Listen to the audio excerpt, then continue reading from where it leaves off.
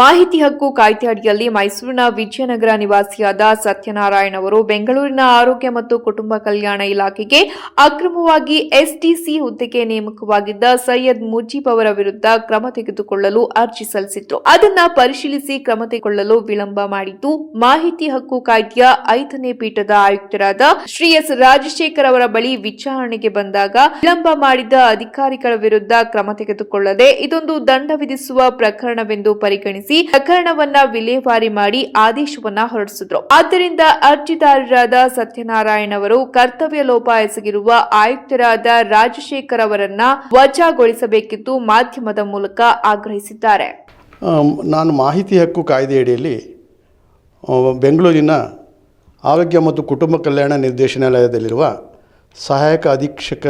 ಸಹಾಯಕ ಆಡಳಿತಾಧಿಕಾರಿಯವರಿಗೆ ಮಾಹಿತಿ ಕೇಳ್ತೀನಿ. ಕೋರಿರೋ ಮಾಹಿತಿ ಏನಪ್ಪ ಅಂತ ಹೇಳಿದ್ರೆ, ಮೈಸೂರಿನ DHO ಆಫೀಸ್ನಲ್ಲಿ SDC ಆಗಿದ್ದ ಸೈಯದ್ ಮುಜೀಬ್ ಅವರು ಸೇವೆಯಿಂದ ವಜಾ ಆಗಿದ್ದು ನೌಕರನ ಅಕ್ರಮ ವೈದ್ಯಕೀಯ ಮರುಪಾವತಿ ಬಿಲ್ಗಳ ವಂಚನೆ ವಿರುದ್ಧ ಇಲಾಖೆ ವಹಿಸಿರುವ ಶಿಸ್ತು ಕ್ರಮ, ಡಿಪಾರ್ಟ್ಮೆಂಟಲ್ ಡಿಸಿಪ್ಲಿನರಿ ಆಕ್ಷನ್ ಏನು ತಗೊಂಡಿದ್ದೀರಿ ಮತ್ತು ಆ ಅಧಿಕಾರಿಗಳ ವಿರುದ್ಧ ಏನು ಕ್ರಮ ವಹಿಸಿದ್ದೀರಿ ಅಂತ ಅದರ ಮಾಹಿತಿ ಕೊಡಿ ಅಂತ ಕೇಳ್ತೀನಿ. ದಿನಾಂಕ 13/6/24 ಮಾಹಿತಿ ಕೇಳ್ತೀನಿ. ನಾನು 2 ತಿಂಗಳಾದರೂ ನಾನು ಕೇಳಿರೋ ಮಾಹಿತಿನ ಕೊಡೋದಿಲ್ಲ ಅಂತ ಹೇಳಿದ್ರೆ ಅಂದರೆ ಯಾವುದೇ ಉತ್ತರನೇ ಕೊಡೋದಿಲ್ಲ ಕಚೇರಿಯಿಂದ. ಆ ನಂತರ ಮೇಲ್ಮನವಿಯನ್ನು ನಿರ್ದೇಶಕರು ಆರೋಗ್ಯ ಮತ್ತು ಕುಟುಂಬ ಕಲ್ಯಾಣ ಇಲಾಖೆ ಆರೋಗ್ಯ ಸೌಧ ಬೆಂಗಳೂರು ಇವರಿಗೆ 19/3 ಅಡಿ ಮೇಲ್ಮನವಿ ಸಲ್ಲಿಸ್ತೀನಿ. ಅವರು ಕೂಡ 2 ತಿಂಗಳಾದ್ರೂ ನನಗೆ ಏನು ಮಾಹಿತಿ ಕೊಡೋದೇ ಇಲ್ಲ. ಆ ನಂತರ 22/10/24 ಅದೇ ಕಚೇರಿಯಲ್ಲಿ ಮುಖ್ಯ ಲೆಕ್ಕಪತ್ರಾಧಿಕಾರಿಗಳು ಹಾಗೂ ಆರ್ಥಿಕ ಸಲಹೆಗಾರರು ಅಂಥೇಳಿ ಅವರು ಒಂದು ಲೆಟ್ರ್ ಹಾಕ್ತಾರೆ ನನಗೆ. ನೀವು ಸೈಯದ್ ಮುಜೀಬ್ ಅವರ ವಿಚಾರವಾಗಿ ಮಾಹಿತಿ ಕೇಳಿದ್ದೀರಿ, ಆ ಮಾಹಿತಿನ ಕೊಡೋದಕ್ಕೆ ನೀವು ಕೇಳಿರೋ ಆ ವರ್ಷಗಳಲ್ಲಿ ಅವರು ಯಾವ ಆಫೀಸ್ನಲ್ಲಿದ್ದರು ಅನ್ನೋದನ್ನು ಮಾಹಿತಿ ಕೊಟ್ಟರೆ ನಿಮಗೆ ಮಾಹಿತಿ ಕೊಡೋದಕ್ಕೆ ನಾವು ಕ್ರಮ ವಹಿಸ್ತೀವಿ ಅಂಥೇಳಿ ಒಂದು ಪತ್ರ ಕಳಿಸ್ತಾರೆ. ನೋಟಿಸ್ ಬರುತ್ತೆ ಹಾಜರಾಗೋದಕ್ಕೆ. ಅದರ ಪ್ರಕಾರವಾಗಿ ನಾನು ಹೋಗ್ತೇನೆ, ಅವರು ಬರುತ್ತಾರೆ. ಆಯೋಗದ ಮಾಹಿತಿ ಆಯುಕ್ತರು ಮಾಹಿತಿ ಕೊಡುವಂತೆ ಆದೇಶ ಮಾಡ್ತಾರೆ, ಕೊಡಬೇಕು ಅಂತೇಳಿ. ಸರಿ, ಆ ನಂತರ 11/9/25 ಆ ಮುಜೀಬ್ ಅವ್ರಿಗೆ ಸಂಬಂಧಪಟ್ಟ ಹಾಗೆ ಮಾಹಿತಿ ಕೊಡ್ತಾರೆ. ಆ ಮಾಹಿತಿಯಲ್ಲಿ ಮುಜೀಬ್ ಅವರು 24,55,052 ರೂಪಾಯಿಗಳನ್ನು ಅಕ್ರಮವಾಗಿ ವೈದ್ಯಕೀಯ ಮರುಪಾವತಿ ರೂಪದಲ್ಲಿ ಪಡೆದಿರುವುದು ತನಿಖೆಯಿಂದ ಸಾಬೀತಾಗಿದೆ ಅಂತ ಹೇಳ್ಕೊಡ್ತಾರೆ.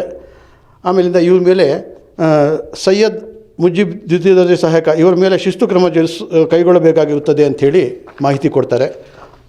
ಇನ್ನೊಂದು ಮಾಹಿತಿ ಪತ್ರದಲ್ಲಿ SSLC ಮತ್ತು ಇಲಾಖಾ ಪರೀಕ್ಷೆಯಾದ ಅಕೌಂಟ್ಸ್ ಹೈಯರ್ ಅಂಕಪಟ್ಟಿಗಳು ನಕಲಿ ಎಂದು ಸಾಬೀತಾಗಿರುವುದರಿಂದ ಈ ಆರೋಪದ ಬಗ್ಗೆ ಸರ್ಕಾರದಿಂದ ಅನುಮತಿ ಪಡೆದು ಸದರಿ ನೌಕರನ್ನು 10/10/22 ವಜಾಗೊಳಿಸಲಾಗಿರುತ್ತದೆ ಅಂತೇಳಿ ಮಾಹಿತಿ ಕೊಡ್ತಾರೆ. ಅಲ್ಲಿಗೆ ನನ್ನ ಕೋರಿಕೆ ಮಾಹಿತಿ ನನಗೆ ಒದಗಿತು. ಆ ನಂತರ ಸತತವಾಗಿ ದಿನಾಂಕಗಳಲ್ಲಿ ನಾನು ಆಯೋಗದ ಕಚೇರಿಗೆ ವಿಚಾರಣೆಗೆ ಹೋಗಿರ್ತೀನಿ. 15/5/2025 ಫೈನಲ್ ಆಗಿ ಆದೇಶ ಮಾಡುತ್ತೆ ಆಯೋಗ. ಏನಪ್ಪ ಅಂತ ಹೇಳಿದ್ರೆ, ಇದರಲ್ಲಿ ನನ್ನ ಪೀಠ ಸಂಖ್ಯೆ 5ರ ರಾಜಶೇಖರ್ ಅನ್ನೋರು ಈ ಪೀಠ 5ರ ಮಾಹಿತಿ ಆಯುಕ್ತರು, ರಾಜ್ಯ ಮಾಹಿತಿ ಆಯುಕ್ತರಾಗಿರ್ತಾರೆ. ಇವರು ಆದೇಶ ಕೊಡ್ತಾರೆ. ಕೊಡುವಾಗ ಸ್ವಾಮಿ ನೆಕ್ಸ್ಟ್ ಡೇಟ್ ಯಾವಾಗ ಬರಬೇಕು ನಾನು ಅಂತ ನಾನು ಕೇಳಿದಾಗ, ಇಲ್ಲ ನೀವು ಇನ್ನೂ ಬರಬೇಕಾಗಿಲ್ಲ, 3 ಸರಿ ಆಗಿದೆ, ಏನಿದ್ರು ಇನ್ನು ನಿಮಗೆ ಆದೇಶನ ನಾವು ಕಳಿಸ್ಕೊಡ್ತೀವಿ, ನೀವೇನೇನು ಕಚೇರಿಗೇನು ಮಾಹಿತಿ ಆಯೋಗದ ಕಚೇರಿಗೇನು ಬೇಕಾಗಿಲ್ಲ, ಆದೇಶ ಕಳಿಸ್ತೀವಿ ಅಂತ ಹೇಳ್ತಾರೆ. ನಾನು ಆಯಿತು ಅಂತ ಹೊರಟೋಗ್ತೇನೆ ಸ್ವಾಮಿ. ಆ ನಂತರ ಸುಮಾರು 15-16 ದಿನದ ನಂತರ ನನಗೆ 3/6/25 ಆದೇಶ ಬರುತ್ತೆ. ಈ ಆದೇಶ ನನಗೆ ಆಶ್ಚರ್ಯಚಕಿತನಾದೆ ನಾನು ಈ ಆದೇಶ ನೋಡಿ. ಏನು ಹೇಳ್ತಾರೆ ಅಂತ ಹೇಳಿದ್ರೆ, ಇಲ್ಲಿ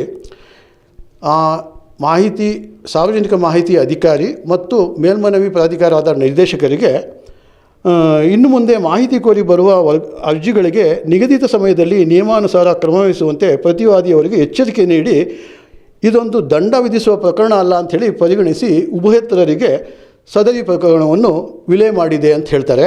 ಆಮೇಲೆ ಇದೇನು ಈಗ ನಾನು ಹೇಳಿದೆ ಆ ಆದೇಶನ ಇವರು ತೆರೆದ ನ್ಯಾಯಾಲಯದಲ್ಲಿ ಘೋಷಿಸಿದೆ ಅಂತ ಹೇಳ್ತಾರೆ.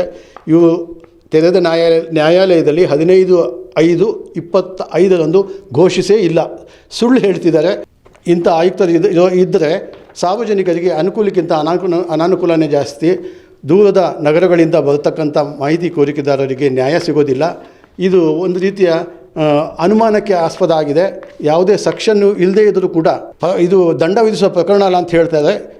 ಇವರು ಇಂಥವರು ಈ ಅಧಿಕಾರದಲ್ಲಿದ್ದರೆ ಸಾರ್ವಜನಿಕರಿಗೆ ನ್ಯಾಯ ಸಿಗೋದಿಲ್ಲ. ಆದ್ದರಿಂದ ಇವರಿಗೆ ವಜಾಗೊಳಿಸಬೇಕು ಅಂಥೇಳಿ ಸನ್ಮಾನ್ಯ ಗೌರವಾನ್ವಿತ ರಾಜ್ಯಪಾಲರಿಗೆ, ಮುಖ್ಯಮಂತ್ರಿಗಳಿಗೆ ಮತ್ತು ಮುಖ್ಯ ಕಮಿಷನರ್ಗೆ ಅಂದರೆ ಮುಖ್ಯ ಆಯೋಗದ ಕಮಿಷನರ್ಗೆ ನಾನು ದೂರು ಕೊಟ್ಟಿದ್ದೀನಿ.